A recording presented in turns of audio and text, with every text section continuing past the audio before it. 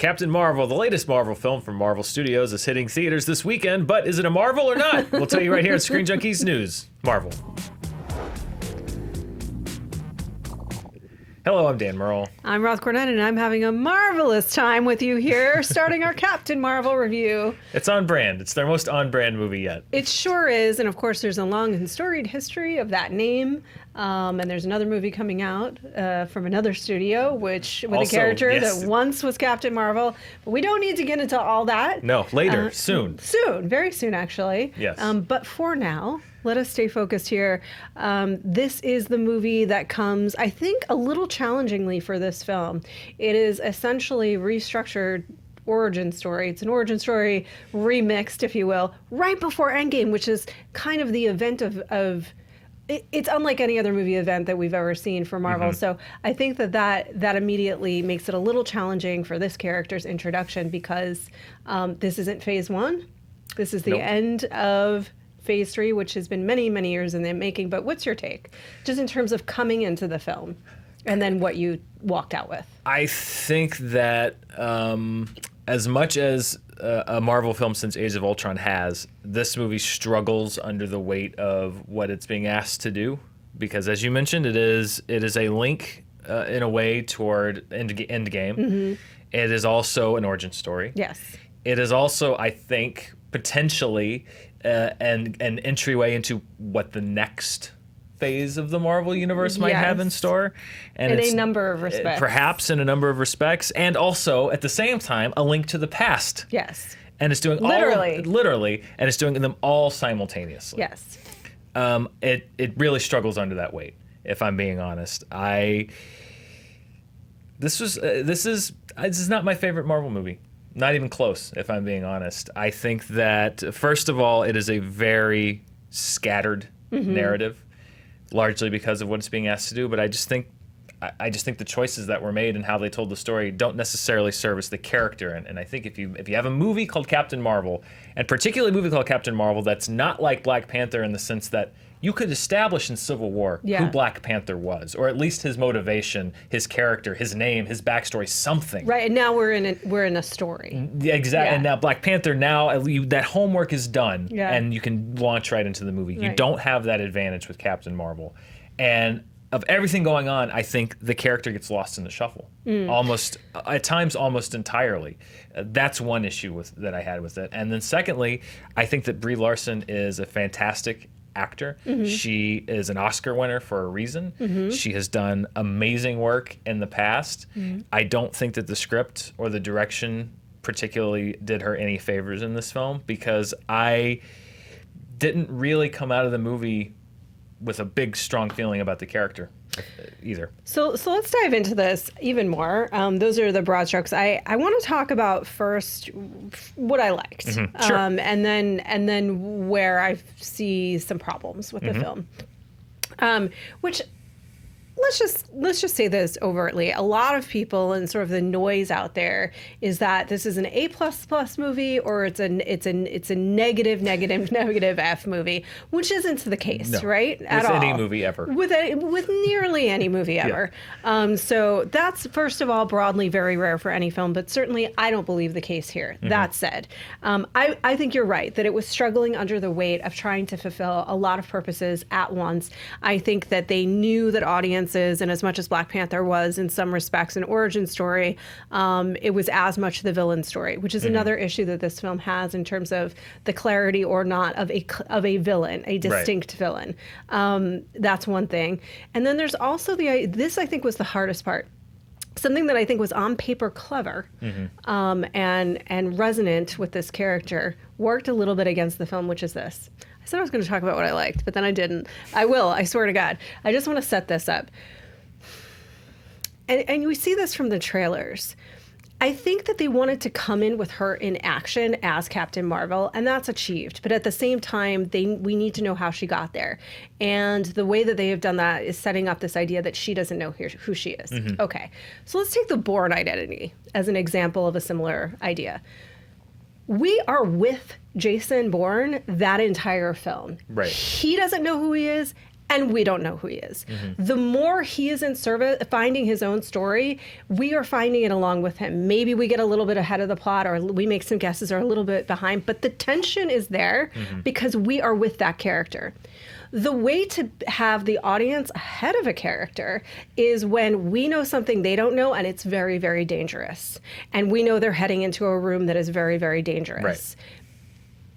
Right. What removes tension is when we know the outcome of something and we know the story, the origin, and the character doesn't, and what we're inevitably doing is just waiting for them to figure it out so we can move on. That's, I think, something that I think on paper was a clever idea, but doesn't work because we know what she is, we know her origin, we know where she's from, well before she does in the movie. So that's something I think that was an added challenge for this film. But that aside, things that I liked. Leshawna Lynch, who plays her best friend Maria, is not a large part of the film, but it was the most emotionally resonant part of the film, where I felt the weight of what she had lost and who she had been and her humanity. I had my best understanding of this character through her eyes. I agree. And that's when, as a viewer, the first hour of this film, I think that the character of Captain Marvel is even less than a cipher, really. It's very sort of just, okay. Just kind of watching what's going on, and has quips and one-liners, but is at such a distance from everything that it's like, jump in there, come on, like, but just very removed, very distant. I think that's a directing choice, largely. I think that's also an acting choice, that both of the choices I don't think service the film very much, because as a viewer, what you want to do, and any movie should do, is pull you into the film from the beginning. And I think that because the character, the way that she's played from the beginning, is so removed and distant from everything, and is kind of just sitting back and remarking and smirking at everything, but not in that Tony Stark way of just like, I'm in the moment and I'm popping off that guy and popping off that guy, but instead of just kind of looking at things from a distance and sort of just commenting on them. I think it keeps you removed from it. When you get to the other characters in this film, Leshawna Lynch, I agree, was very good in this movie, and you can tell that the material in that scene brings out the character that I think should have been there from the beginning. That's when Brie Larson kind of in the role is given something to sort of clamp into, and that's when the movie really starts rolling. But it's an hour into it, because she has there are stakes for her in them. There are emotional stakes. She has a connection to this person. Brie Larson, like you say, is a very good actress, and I think that if you give her clear human emotional stakes, and it doesn't have to be human literally, by the way. I think that the stakes that could have been there in the first hour that also weren't there.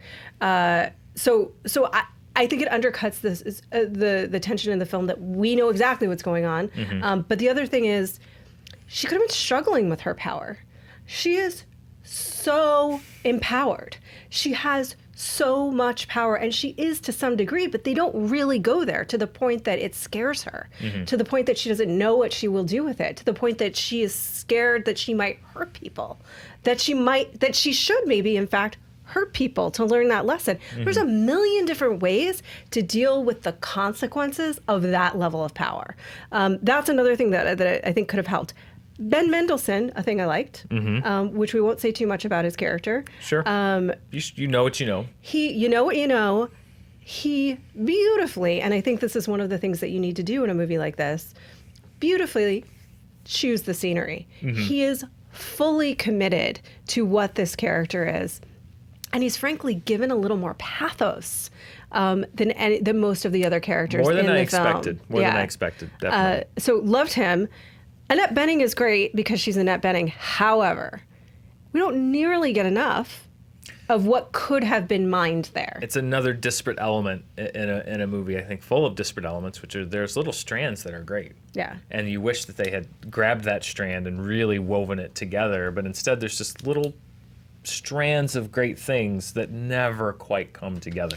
I think the same is true for me with Jude Law, where there is an undercurrent of a very interesting dynamic there that doesn't fully get realized. No, because you're dropped into it in the middle. Yeah. And then separated from it.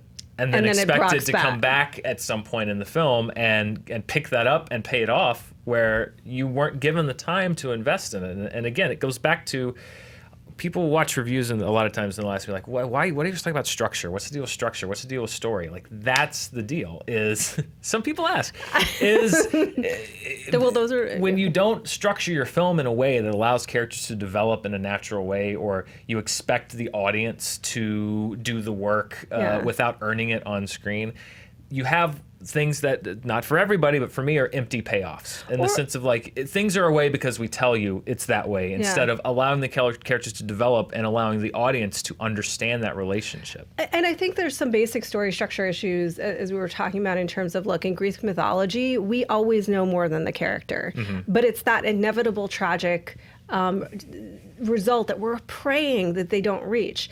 We know way too much more than her in this movie. Here's another thing that people are talking about is sort of, they try to do, I think, what is like a 90s buddy cop movie with Captain Marvel and Nick Fury. I really like what Sam Jackson is doing in this movie. I think they have some fun moments, but I'm going to be very honest that for me, he has incredible off-the-charts chemistry with the cat. And I know that you're going to think that I'm being a crazy cat lady. Fair enough. But I also truly believe that. The cat is a really well-used character in this film. Yeah. And he has great chemistry with the cat. He does have good chemistry with the cat. And I think he has some fine moments with Brie Larson and Captain Marvel. But one of the things that for me I was a little disappointed with, in terms of whether it was the directorial on the page, a combination of choices.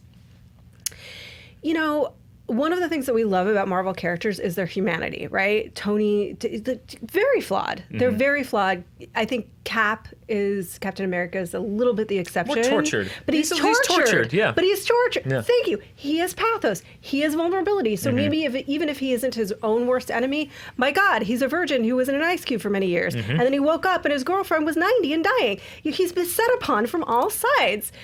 We don't allow her any flaws in this movie. They don't allow her humanity. They don't allow her that rich characterization.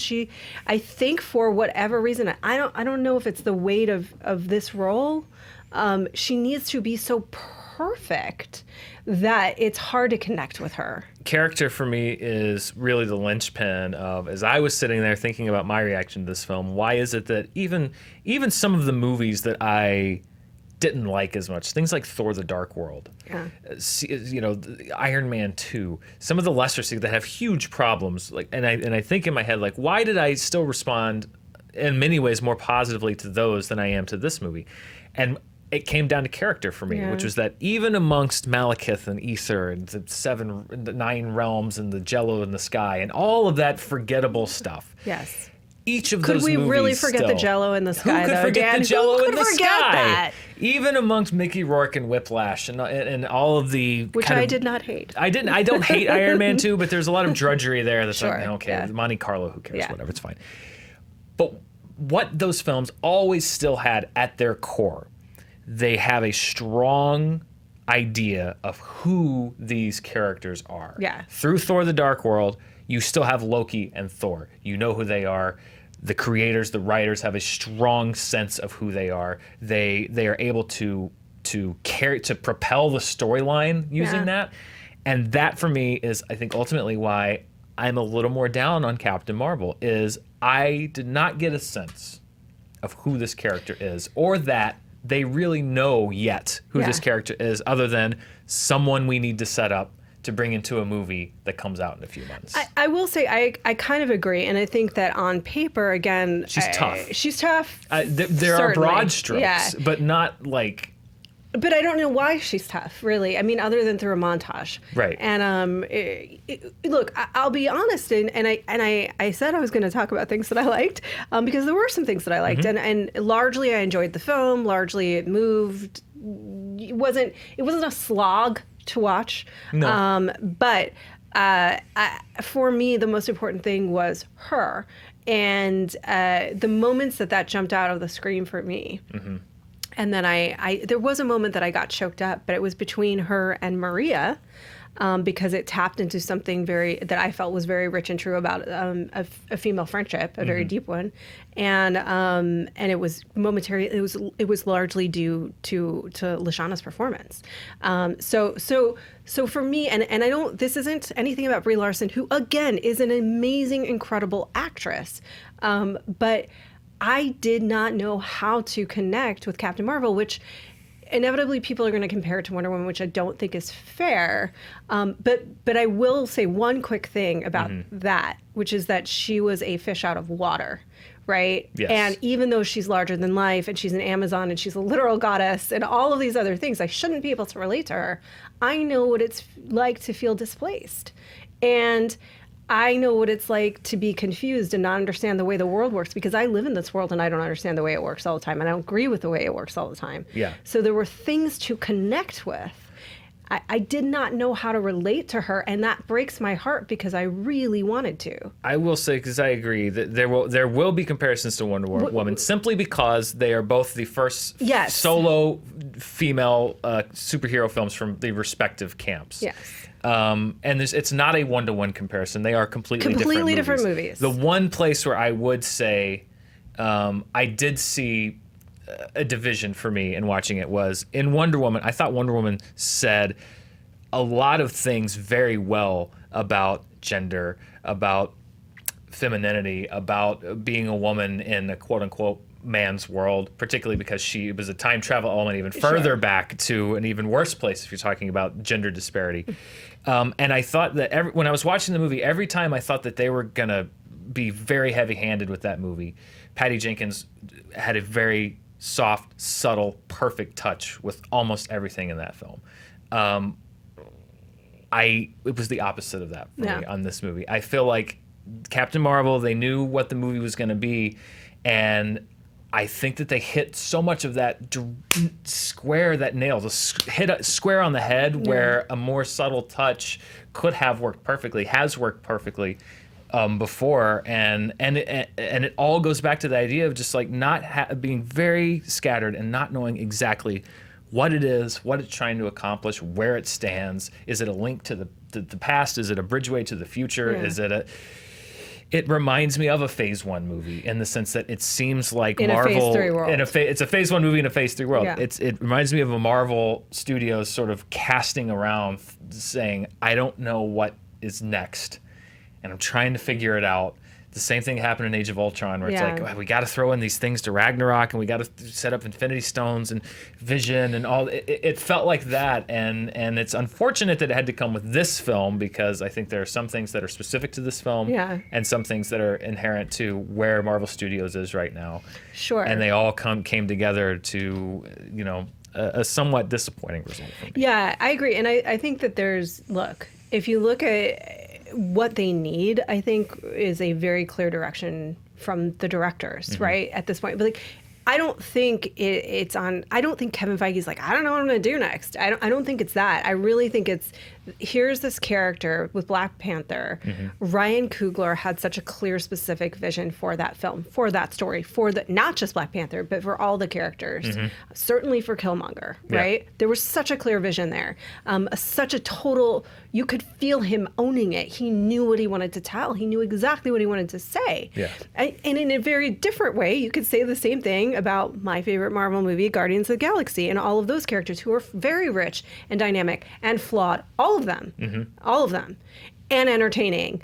And there's a certain swagger, I think, with Marvel characters, and whether that's right, whether you like it or whether not, that is what they need. They should feel that way. I mean, they don't all have to match exactly, certainly, and that's not what I'm saying. But when I look at, and I know that this is going to be a bit of a stretch, but when I look at a movie like Happy Death Day, I swear, that performance by Jessica Roth or Roth, I'm unclear. Let's go with Roth. Sure, Jessica Roth. Is the thing that takes something that on paper is great, it's fine, could or could not work, absolutely makes it work, because she has so much personality, so much pathos. I believe her in every moment, when she's angry, when she's sad, when she's being funny. She's able to play all of those notes so clearly. And again, this isn't about Brie Larson, who is a very understated, beautiful, gorgeous actress. Room is one of my favorite movies. but understated isn't what Marvel heroes need, in my opinion, really. Yeah, they've established a certain bombastic nature. I mean, that's sort of what they did. Guardians of the Galaxy didn't apologize for itself. It kicked the doors open and said, "Yeah, we're weird. There's a tree and a raccoon. What are you going to do about it?" Yeah. Doctor Strange even was just like, and "I don't care. They're not the same. I'm a surgeon guy. Listen, you think this is going to be crazy? We're going to take you on the craziest acid trip in the world." And they just did it. And this felt Ragnarok, same thing. And they don't have to be the same. Yeah. You know, Gamora and Doctor Strange are not the same character, and they're not. You know what I mean? They needed to open a new chapter on Marvel here, and instead I think what we have is Marvel Light. Yeah. And I just don't think that works. And I'm with you. I know that we keep saying, "Oh, we're going to talk about the good things," and it's not a slog. I agree. I think it's more of just kind of a surprise in my mind to see them take a misstep. Yeah. What I believe to be not a massive misstep, but a bit of a misstep at a very crucial time. Luckily, I think for the character, we've got Endgame coming up in a couple of months, and if you don't think she's showing up in Endgame, they literally tease her at the end of Infinity War. So, come on.